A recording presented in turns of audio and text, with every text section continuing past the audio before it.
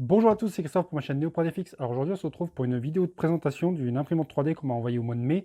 Donc j'ai eu un peu de temps de la potasser et tout ça, travailler avec. Vous pouvez voir sur le côté, là j'ai un K2SO, si vous le voyez sur le grand angle là. K2SO qui a été imprimé en partie, il y a eu pas mal de choses qui ont été faites sur cette machine-là. Donc là vous voyez le carton, hein, la machine, je l'ai remise dedans pour vous présenter le montage. Je l'ai remise dedans tout simplement parce que le montage est hyper simple à faire, je vais quand même vous le montrer. J'aurais pu la montrer directement assemblée, mais je me suis dit, je vais quand même vous montrer comment ça se passe, le déballage et l'assemblage. Comme ça, vous aurez quelque chose, une base pour commencer. Quand vous aurez la machine, vous l'ouvrirez et puis voilà, vous aurez une base pour pouvoir travailler dessus.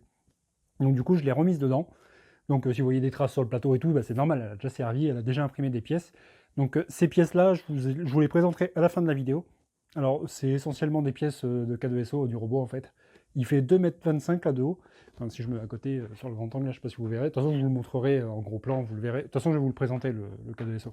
Je vais vous le présenter. Donc là, la machine que je vous présente aujourd'hui, c'est une Kiwu Tycoon Max. Alors la Kiwu, en fait, Kiwu 3D, c'est une marque qui avait fait un Kickstarter pour lancer cette machine-là, en fait. Et du coup, bah, ça a été financé, enfin, ça a été financé avec succès. Enfin, la marque, elle a lancé, alors la Kiwu Tycoon normale, la Kiwu Tycoon normale et la Kiwu Tycoon Max, en fait, c'est les mêmes machines. La seule différence, c'est le plateau, en fait. Le plateau sur la normale, il fait 23 par 23, si je dis pas de bêtises. Et sur celle-ci, en fait, ben, on a un plateau qui fait, alors il fait 320, en fait, 32 cm par à peu près 305 mm, donc 30,5. C'est quand même un bon plateau qui permet de travailler. Par contre, en hauteur, on reste sur les deux machines à 230 mm, on est à 23 cm. On pourrait monter légèrement plus haut, mais en fait, c'est la petite molette qui est sur l'extrudeur qui fait que bah, on bloque en fait. On bloque parce que tout simplement, on ne peut pas monter plus haut. Ils auraient pu faire un modèle plus haut, et c'est ce qui va arriver au mois de septembre. Au mois de septembre, il y a énormément de machines qui vont arriver de chez Kiwu 3D. Et franchement, Kiwu 3D, ils ont une gamme de malades, quoi. Je le dis clairement, c'est une gamme de malades. J'ai reçu la newsletter, là, je vous mettrai un petit aperçu sur le côté de ce qui va sortir. On a une machine avec un Z infini, hein, comme chez Creality et une autre marque là, qui avait sorti un truc en Allemagne. En fait, c'est avec un plateau roulant. On a une Kiwu Mini, je crois, ou un truc comme ça, ou enfin, je ne sais plus. Vous verrez de toute façon sur le côté. On a vraiment pas mal de machines qui arrivent et des belles machines. Franchement, il y a des belles machines. Il y a une IDEX qui arrive. Et celle-là, je pense qu'elle va faire mal à tout ce qui est machines IDEX qui sont déjà arrivées sur le marché, notamment les Tenlog, enfin, les TLD3 Pro et tout ça que je vous ai déjà présenté. En fait, là, la Kiwi IDEX, bah, de toute façon, vous allez voir, c'est un tank cette machine-là. Et en fait, la IDEX, la IDEX, elle, au lieu de faire 23 de haut, là, ils l'ont vraiment poussé à 35, ce qui fait qu'en final, on aura une vraie 30-30 par 35 en IDEX. Et franchement, avec les features qu'elle a, la machine, déjà rien que celle-ci, vous allez voir, vous allez comprendre, c'est un tank. C'est un tank, c'est une machine qui est hyper robuste, qui a toutes les features que moi je voulais voir sur une imprimante 3D aujourd'hui dans ces gammes-là, et on les a. Franchement, on les a, et vous allez voir, je vais vous l'assembler, là, je vais vous la montrer vite fait. De toute façon, l'assemblage, ça va être vite fait, on va tout sortir de la boîte, et franchement, en 5 minutes chrono, ça a assemblé, hein. On a 4 vis à mettre, les deux pieds, brancher les câbles qui sont séparés de la base, et la machine est prête. La machine est prête, je vous dis, vous avez juste à faire un calibrage après avec le Bell Touch automatique. Et franchement, en 10 minutes, franchement, en 10 minutes, grand max, si vous prenez votre temps, peinard et tout, 10 minutes, la machine elle est prête à imprimer et vous allez voir, franchement, vous allez vous faire plaisir. Donc c'est parti, on passe au déballage et à l'assemblage de la machine. On a une petite carte de remerciement de chez Kiwu 3D en fait. Ils nous disent merci d'avoir rejoint la famille Kiwu. En gros, bon, enfin après, tout un message de remerciement, ils expliquent que c'est une nouvelle start-up et tout ça, en Chine et tout. Enfin bref, quand vous aurez la machine sous la main, vous pourrez lire la petite carte, hein, je vous la mets là sur le côté si vous voulez voir. Donc ça c'est sympa, ils nous remercient. Ensuite on a le manuel, assez complet, alors c'est en anglais, hein, par contre il est full anglais. Par contre il est quand même assez détaillé. Alors ce que je vous dis souvent, c'est que vous prenez votre téléphone Android, vous vous mettez en mode Google Traduction, et vous pouvez vous mettre en mode caméra sur Google Traduction, vous placez au-dessus, et en gros ça vous affiche automatiquement la traduction en français, si vous voulez le lire en français. Après vous avez vraiment tout le truc détaillé de la machine, hein, les caractéristiques de la machine. On vous donne les tailles, dimensions de la machine, la taille des bus, tout ça, enfin je veux dire, on vous donne vraiment les détails complets de la machine. Il y a vraiment, enfin, on a le, comment dire, l'espèce de descriptif, le nomenclature de tout ce qui se trouve dans la machine, enfin dans le sachet qui est fourni avec. On a l'explication du montage, vraiment c'est super simple. On a la présentation du logiciel MKS, hein, qui est sur l'écran, c'est un écran MKS TFT. On a le Wi-Fi sur cette machine-là aussi, et le Wi-Fi, franchement, il fonctionne très très bien sur cette machine-là. Et il est, enfin je veux dire, il fonctionne bien, il n'est pas aussi lent, et pourtant c'est un MKS standard, hein. Je veux dire, il n'est pas aussi lent que j'avais sur les D12 et trucs comme ça, et franchement je trouve que celui-là il bug pas, franchement il fonctionne super bien. Après le Marlin, on est sur un vrai 2.0, c'est un vrai Marlin 2, Et ils ont vraiment potassé correctement sur la machine. Ils ont vraiment bien potassé. De toute façon, c'est vraiment super bien fait. Je trouve que c'est... On a un schéma sur la carte mère. Alors, on a une carte mère 32 bits également. On a une machine assez réactive. On est en TMC. Donc, on a une machine qui est assez silencieuse. Et franchement, Kiwoo, ils ont mis... De toute façon, vous allez voir, ils ont mis toutes les features. Je vais vous en reparler après plus en détail. Mais on a vraiment toutes les features. Alors, un petit truc, par contre, que j'ai trouvé un petit peu dommage quand j'ai ouvert le carton, c'est que vous voyez, on ouvre le carton et de base, on est directement sur la plaque de verre. Là, j'aurais bien vu quelque chose de... Enfin, je veux dire, un petit renfort supplémentaire ou quelque chose qui permette d'avoir la plaque de verre pas tout de suite au-dessus, parce que si jamais on fait un coup de cutter à l'arrache, on ne sait jamais, il y a des gens, ils peuvent arriver avec les cutters comme des gros sagouins, comme je dis souvent, et foutre un coup de cutter sur la plaque de verre. Donc on a une plaque de verre style, en fait c'est une espèce de céramique, hein, c'est ultra base, là. Franchement elle est assez stable, elle est vraiment bien, elle fonctionne, franchement pendant l'impression, j'ai pas eu de soucis ni quoi que ce soit, elle est vraiment efficace. On a l'avantage d'avoir aussi, en fait, c'est comme sur les longueurs 3D, vous savez, je vous dis souvent, c'est pratique d'avoir deux côtés, parce qu'en fait, on a un côté plaque de verre, et côté plaque de verre, j'aime bien parce que ça donne des beaux rendus sous les pièces, hein, c'est lisse, c'est propre, et l'avantage, c'est que du coup, on a deux surfaces. Quand celle-ci, elle est abîmée ou elle est usée, on peut retourner et prendre la plaque de verre. Après, sur leur site Kiwoo 3D, vous avez également d'autres possibilités, c'est de choisir une surface PEI, je crois qu'ils ont mis, une surface métallique, un truc comme ça, qu'on peut mettre avec un aimant. Mais ça, après, c'est vraiment, en fait, vous avez le choix de toutes les surfaces que vous voulez utiliser sur cette machine-là, vous avez le choix. Donc on a le cap secteur qui est ici, que je vais mettre sur le côté. On a la base, donc je vais vous sortir la base là. Là vous pouvez voir qu'on a vraiment quelque chose de costaud. Je vais vous en reparler une fois que j'aurai tout sorti plus en détail. Vous allez voir, ça vaut vraiment le coup. De toute façon c'est un tank cette machine, c'est vraiment un tank. Pour moi c'est vraiment une machine hyper costaud. On a une petite bobine de PLA pour faire des tests. On a un carton d'accessoires que je vais vous montrer après. Et là, en gros, on va sortir le châssis complet qui est déjà monté. Vous l'attrapez comme ça. Et là, vous pouvez y aller. Hein. Vous pouvez l'attraper par ici. Ça, c'est des poignées en aluminium. C'est pas du plastique, c'est super costaud. Vous pouvez l'attraper comme ça. Vous pouvez même la tenir à une main si vous avez la force. Et vous virez le carton. Et là, vous avez pu qu'à poser délicatement sans écraser les câbles. Et là, je vais vous montrer l'assemblage. On va passer à l'assemblage directement, vous allez voir, c'est hyper simple. Franchement, je le dis souvent, le mot hyper simple dans cette vidéo-là, mais c'est parce qu'il y a une raison. Donc allez, c'est parti. On va passer à l'assemblage, je vais vous montrer comment ça se passe. Alors, une petite dernière chose que je voulais vous parler, c'est du carton d'accessoires. Donc, on va avoir un support bobine, un support bobine standard. On va avoir les deux pieds supplémentaires. Alors ça, par contre, j'ai pas compris pourquoi ils ont assemblé deux pieds et pas les deux autres. Ils auraient pu enlever les quatre et puis les mettre dans le carton. Après, je pense que ça, c'était... Je sais pas, ils ont fait comme ça. On a les petites pinces pour le plateau. Il y en a 4. On a les vis. Alors je les ai remis un petit peu à l'arrache parce que je me suis dit, comme je vais les redémonter pour vous présenter, donc on a les 4 vis. En fait, on a besoin des 4 vis, les deux pieds et la machine est prête à assembler.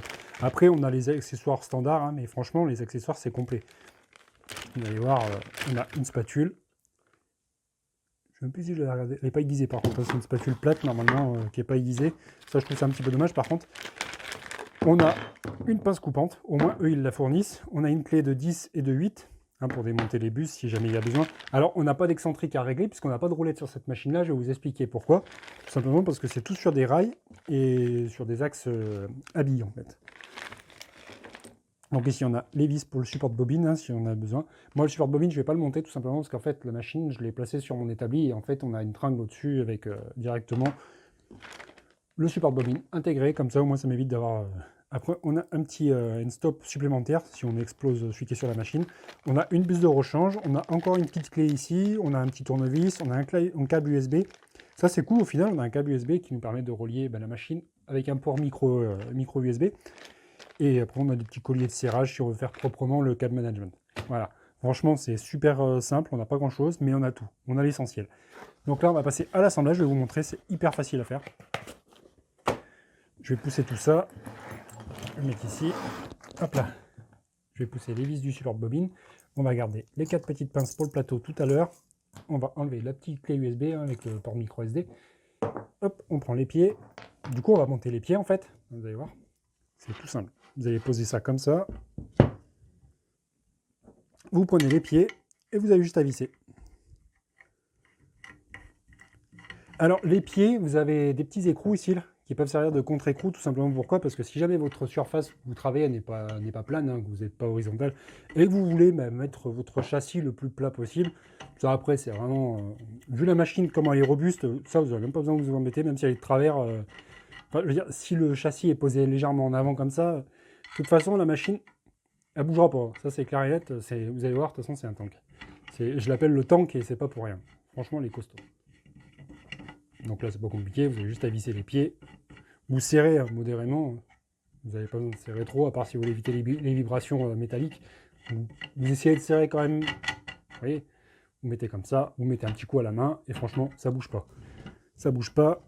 Du coup, je vais en profiter pour vous montrer l'axe Y dessous. Vous pouvez voir qu'en fait, c'est un rail. C'est un rail à billes à l'ancienne, une tige lisse avec des paliers LM8. Et franchement, il n'y a pas d'excentrique, vous n'avez rien à régler, c'est calibré, c'est propre, voilà, ça bouge pas. Ça bouge pas, on a la courroie qui est bien posée. On a un XT60 pour le câble du plateau. Et le câble du plateau, il passe ici, ce qui fait qu'en fait, il bouge pas, il n'a pas de problème de se couper ou quoi que ce soit, c'est vraiment bien fait. Franchement, tout est bien sur cette machine-là. Les supports de moteur, tout est en métal. Vous pouvez voir les 4 profilés, hein, franchement, c'est costaud, voilà. C'est ce qu'on demande à une imprimante, d'être costaud. Ça bouge pas, on n'a pas d'excentrique ni quoi que ce soit. Et également, un autre point super important sur le plateau, vous pourrez voir que dessous le plateau, en fait, on a directement des petits patins, hein, en téflon. On n'a pas de vis avec des ressorts. Le plateau, il est posé sur 8 points. Alors, on a 8 points, il est posé. On n'a pas de ressort ni quoi que ce soit. Ça se fait tout avec le calibrage automatique du BelTouch. Ce qui fait que du coup, on a un plateau qui est plat, qui ne risque pas de bouger dans le temps. Et au final, ben, je l'ai calibré qu'une fois, en fait, la machine, quand j'ai imprimé avec. J'ai jamais eu de soucis depuis. Et à chaque fois, la force layer était nickel. Donc du coup, on prend ça. La poulie va venir à l'avant, hein, face à vous. Et du coup, le moteur se mettra à l'arrière. Si jamais vous avez besoin de tendre la courroie ici également, c'est pareil, vous n'avez pas de problème on n'en a pas de tenseur. Vous avez juste à dévisser les 4 vis du moteur, comme c'est des houblons, vous poussez le moteur vers l'arrière, vous resserrez, et votre courroie est tendue. Ça, c'est aussi simple que ça. Donc du coup, ce qu'on va faire maintenant, c'est qu'on va prendre le châssis. On peut le mettre sur un côté ou sur l'autre. Alors ce que je vous conseille de faire, c'est de mettre une mousse ou quelque chose sur votre surface si vous voulez pas esquinter. Après, vous avez des petites vis qui vont faire un petit décalage qui fait que normalement le châssis ne touchera pas. Hein, vous pouvez le poser comme ça. Tac. Là, j'ai essayé de descendre l'extrudeur doucement pour pas l'esquinter. Là, on va prendre les câbles, on va les mettre en dessous comme ça. On va prendre notre châssis. Comme je vous ai dit, l'avant, vous le mettez face à vous comme ça. Et là, en fait, ce que je vais faire, c'est que je vais le décaler comme ça. Vous allez voir ce qui se passe. Hop, je vais vous le mettre comme ça. Là, vous prenez votre châssis, vous le mettez dedans comme ça. Vous préparez 2 vis. Vous allez mettre comme ça. Vous allez essayer d'aligner. Alors moi, je vais passer de l'autre côté pour vous montrer. Ce sera plus pratique pour moi. Moi, comme ça, je vois quelque chose et comme ça, vous pouvez le voir en même temps, hein, sur la caméra. Donc du coup, là, vous allez essayer d'attraper les trous qui sont ici. Si vous pouvez le faire à deux, hein, vous le faites à deux. Vous prenez une des vis. Une fois que vous êtes en face d'un trou, vous allez visser. Vous ne serrez pas à fond, hein, le temps de bien la placer d'équerre correctement avec l'autre là. Vous allez amener l'autre, vous amenez le trou en face. Et une fois qu'on est dans le filetage, vous faites en sorte que le filetage soit bien placé quand même, hein, pour ne pas le foirer. Et là, on n'a plus qu'à placer les deux autres. Tac. Et maintenant, on n'oublie pas de mettre les connecteurs. Donc le XT60 pour le plateau. On va le mettre comme ça. Là, on met le capteur de sonde. Tac. On a ici un câble pour le moteur. Alors c'est marqué dessus, vous ne pouvez pas vous tromper. La Y, on le met sur le plateau.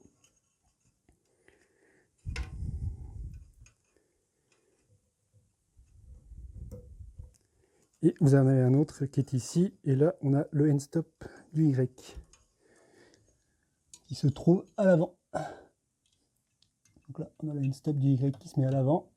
Et voilà. Et là, on n'a plus rien à câbler. C'est tout fini. La machine est prête. Là, vous l'attrapez par les poignets. Hop. Et la Kiwu Tycoon, elle est prête. L'extrudeur est déjà câblé, tout est câblé. On n'a plus qu'à prendre le plateau. Et on est bon. La Kiwu Tycoon, elle est prête.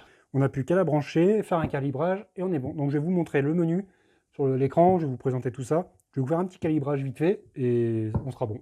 Allez, c'est parti. On va allumer la Kiwu 3D Tycoon Max. Donc on a le BelTouch qui se met en cours. On a le MKS qui bip. Vous pouvez voir Kiwu 3D. Ils ont fait une petite interface personnalisée. Ils ont personnalisé toutes les petites icônes. Alors par contre, ce que j'aurais bien aimé, c'est qu'ils fassent comme sur d'autres MKS, en fait, qu'on ait l'aperçu directement des sondes ici, là. Ça aurait été sympa. Par exemple, sur les D12 230, 300 et tout, on a le mode rétro qui est activé sur les MKS. Et en fait, ce mode rétro, bah, il place ces trois petites icônes en bas. Et ici, vous avez les sondes avec bah, les températures, quoi, en fait. Je trouve que sur l'écran d'accueil, ça aurait été plus sympa. Parce que du coup, là, pour avoir les températures, il faut aller dans Pré, il faut aller vérifier les températures ici dans Préchauffe et tout ça. Et je trouve que c'est un petit peu dommage. Après, on est quand même sur un MKS assez performant. Je veux dire, on est sur du 2.0 en Marlin, on est quelque chose de bien. Là, vous pouvez voir on va aller dans la propos. Là, vous pouvez voir ici Marlin firmware 2.0.31. Et c'est un vrai 2.0, c'est pas un 1.9 ou un truc bidouillé. On a vraiment un vrai firmware Marlin 2.0. Donc, on va revenir en arrière. Donc là, on va aller dans pré. On va mettre la machine en préchauffe, comme ça, pendant le temps que je discute, ben, ça va chauffer. Donc, on va mettre l'extrudeur à 200. Et on va faire pareil pour le plateau. On va le mettre à 60, ou même 50, ça suffira. Tac. Donc là, ça va chauffer. Et du coup, comme je vous disais, bah, vous voyez, on revient en arrière. Là, on n'a pas les températures, les visus. Il faut vraiment aller dans le menu à chaque fois et c'est chiant. Je trouve que c'est un peu chiant. Donc après, on va avoir l'auto-level. Donc je vais vous le montrer après. Donc en plus, ici, là, en fait, on a des boutons qui pourraient être personnalisés. Hein. Ça se fait dans le menu config sur MKS. Vous pouvez créer des boutons ici, par exemple, pour les préchauffes et tout ça. Là, pour l'instant, ces boutons ne sont pas configurés. Si vous cliquez dessus, ça fait juste un G28, c'est-à-dire un home de tous les axes.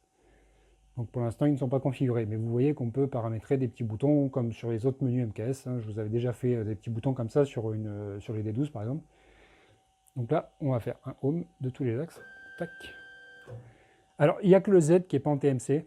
Le X et le Y sont en TMC. Par contre, le Z, bah, je trouve que c'est dommage de ne pas l'avoir mis en TMC non plus parce qu'il bah, fait un petit peu de bruit quand il monte. Sinon, vous pouvez voir que les autres axes, hein, ils sont hyper silencieux. Tac. Voilà, là, on va faire un petit coup de bell touch. Donc, comme je vous disais, les axes, vous allez pouvoir voir que les axes sont vraiment quelque chose de bien conçu. C'est costaud, on a un rail sur le X. On a des rails linéaires, comme je vous disais, à billes sur le Y et sur le Z. Ce qui nous donne une machine vraiment super stable. On a les profilés, enfin je veux dire, tout le châssis, il est en double profilé en fait. C'est tout dédoublé, on n'a pas besoin d'avoir un triangle ou quoi que ce soit, comme sur certaines machines qui sont vachement hautes en portique. Là, on est vraiment sur quelque chose qui est conçu. C'est cubique, c'est hyper costaud. Ça me fait penser notamment aux machines, vous savez, les TAS de l'USBot. Ben, le système de châssis est à peu près pareil. Et je trouve qu'au final, ben, c'est bien, c'est robuste, on peut l'attraper par les poignets, ça bouge pas. Je vous montrerai tout ça de toute façon après dans ma conclusion, vous allez voir plus en détail. Je vous ferai un petit tour de toute la machine globale. Donc là, on va faire un auto-level. Donc là, elle va faire son auto-level tout seul.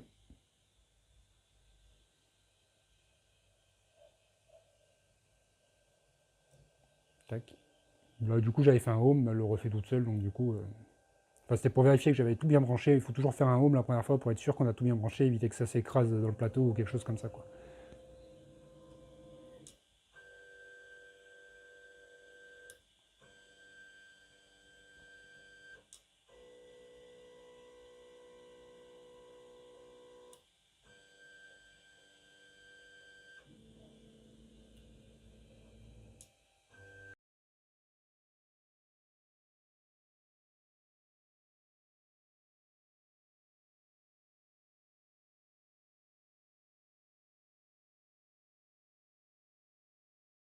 Voilà, donc là on vient de finir l'auto-level. Vous allez me dire, on n'a pas de Z offset. Tout simplement pourquoi? Parce qu'en fait le offset il est paramétré dans le fichier config. Tout simplement parce qu'ils connaissent la distance que le BLTouch est censé avoir par rapport à leur bus. Ce qui fait que du coup on n'a pas de Z offset à régler. Par contre, si jamais pendant l'impression vous avez des problèmes de hauteur qui ne sont pas assez hauts ou trop bas, vous pouvez jouer, vous avez les baby steps qui seront activés, hein, ils sont activés d'origine dessus, vous pourrez jouer pendant l'impression et tout. Et au final, vous pourrez voir si jamais ça ne va pas, de toute façon, dans le fichier MKS config hein, qui est sur la carte SD que vous pouvez flasher sur l'écran, vous pourrez jouer avec cette petite valeur. Je ne sais plus combien c'est, je crois que c'est 2 mm, je ne me souviens plus.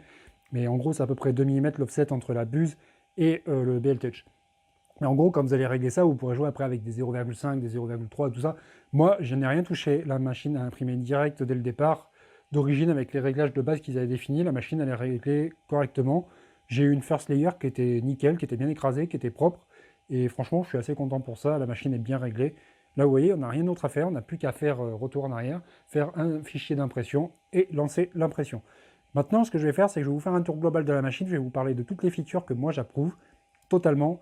Et mon seul point négatif que j'ai sur cette machine-là, et en fait, c'est pas un point négatif, c'est juste la conception de la machine qui est comme ça, je vais vous en parler tout de suite. Allez, donc je passe au point global de la machine. Et après, je vais vous montrer les impressions que j'ai fait sur K2SO avec la machine. La Kiwu Tycoon Max, donc pour moi, c'est une machine qui a prouvé à 200%. C'est une excellente machine.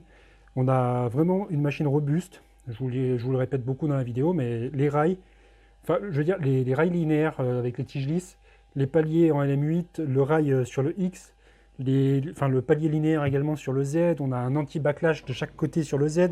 J'ai oublié de vous parler aussi d'un autre point, c'est que le Z, vous avez une courroie de synchronisation. En fait, le NEMA, en fait, c'est un NEMA avec deux shafts. C'est-à-dire qu'en fait, on a une tige qui passe par en dessous avec des poulies, et en gros, il est synchronisé avec une courroie, un petit peu comme sur les Sidewinder X1 et Genius. Vous avez l'axe Z qui est synchronisé, ce qui fait qu'on ne peut pas avoir de décalage de chaque côté. C'est aligné, ça ne bouge pas. On a la compensation qui se fait via le BL Touch. On a vraiment quelque chose de super intéressant. Ensuite, ce que je vais faire, c'est que je vais vous parler de l'extrudeur. Vous pouvez voir ici qu'on a une molette. Franchement, le mec qui a eu cette idée-là, franchement, je trouve qu'il a eu une très bonne idée. C'est fixé directement, en fait c'est un direct drive, j'ai oublié de vous préciser ça. On a sur un extrudeur direct drive, on n'a pas un truc avec un PTFE ou une petite distance, on a vraiment un direct drive réel. C'est-à-dire qu'en gros, le corps est directement sur le corps d'extrusion et on a vraiment quelque chose qui est réactif, qui est super efficace. On peut passer du TPU, on peut passer tout ce qui est flex et tout ça, il n'y a pas de souci de ce côté-là, elle l'entraîne. On a un capteur ici de filament qui est juste au-dessus, ce qui fait qu'en gros, quand on n'a plus de filament, c'est tout de suite. C'est tout de suite, on n'a pas une perte d'un morceau hyper long ou je sais pas quoi. Par contre, alors pour l'attraper, quand il est juste passé dans le capteur, ça va être un petit peu chiant. Et c'est là où la molette, elle est vraiment utile. C'est qu'au final, on peut revenir en arrière avec cette molette-là. Vous pouvez revenir en arrière et vous voyez, on peut rattraper le morceau de fil. J'ai fait exprès de couper un bout de fil, comme ça, vous l'avez à ras au moment où le capteur détecte. Ensuite, cette molette-là va nous permettre de faire quoi? Elle va nous permettre, justement, vous avez vu, je peux faire sortir le fil et je peux jouer avec comme ça. Je peux faire rentrer le fil, je veux dire, je peux faire tourner. On peut directement le faire couler en bas de l'extrudeur, vous voyez? Et on a vachement de force avec la main, on peut vraiment injecter directement le filament. Et je trouve que c'est vraiment sympa. Là, vous voyez, je peux injecter du filament, mais je peux également le faire ressortir. Alors là, je viens de passer le capteur, par contre. Donc du coup, ce que je vais faire, c'est que je vais faire comme ça. Et là, vous pouvez l'attraper, le faire passer sur le côté. Et vous voyez? Voilà. Je peux faire sortir mon bout de filament grâce à la molette. Et ce truc-là, franchement, c'est super bien étudié. Alors après, il y a un autre truc que je vous disais. Donc du coup, on a une surface d'impression en hauteur de 23, 23 cm, 230 mm. Cette molette-là, en fait, elle arrive pile au niveau du profilé, ce qui fait que du coup, on perd justement la taille de la molette. Sinon, on aurait pu monter un peu plus haut avec le carénage si on n'avait pas eu la molette. On aurait pu gagner 2 cm, mais franchement, c'est que dalle. 2 cm, les 25. Franchement, je vous dis, la IDEX qui va sortir, elle fera 35 de haut. Donc du coup, on va avoir quelque chose de beaucoup plus haut. Après, je pense que sur celle-ci, ils pourraient faire un kit d'une grade. Moi, je trouve que ça serait super sympa. En gros, de faire les carénages de la IDEX, en gros, fournir les carénages, les profiler pour que quelqu'un qui a une max ou même une standard puisse monter en 35 de haut. On aurait juste à défaire les carénages, mettre les 4 profilés de chaque côté et on monte en hauteur. Après, bon, il va y avoir un kit avec les tiges et tout ça. Enfin, je veux dire, ça aurait peut-être un coût. C'est peut-être pour ça qu'ils l'ont pas fait, ce kit d'upgrade. Donc voilà. Mais comme je vous disais, donc du coup, il y a vraiment que des features qui sont super intéressantes sur cette machine-là. Les poignées en alu, le cadre dédoublé. Je veux dire, elle est super coso. Vous pouvez l'attraper par les poignées en alu, qui ne sont pas en plastique. C'est vraiment une machine qui est robuste, qui respire la qualité. Pour moi, c'est vraiment tout approuvé. Je voulais faire tourner un petit peu. Alors, ce que je vais faire, c'est que je vais l'éteindre. Je vais couper la chauffe. J'ai mis en chauffe, c'est juste pour le calibrage, parce qu'on fait toujours un calibrage à chaud.